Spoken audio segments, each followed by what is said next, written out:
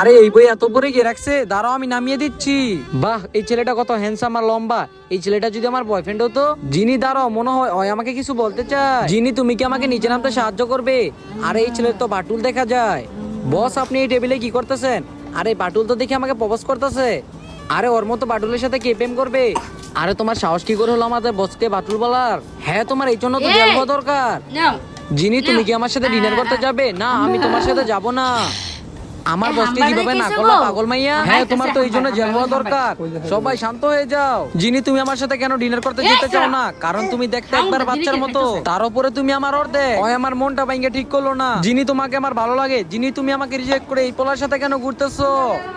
কারণ আমার 1.5 ফুটের হাইট অনেক পছন্দ। তোমার হাইট তো ওর থেকেও কম। ও আমাকে অনেক পছন্দ করে। রিফাত, তুমি আমাকে ধোকা কি করে দিলা? যিনি ও তোমার সাথে ঠিক করে নাই। তুমি আমাকে একবার সুযোগ দিয়ে দেখো। আমি ওয়াদা করলাম তোমাকে কখনো কাটতে দিব না। বন্ধুরা, পার্ট 2 দেখতে চলে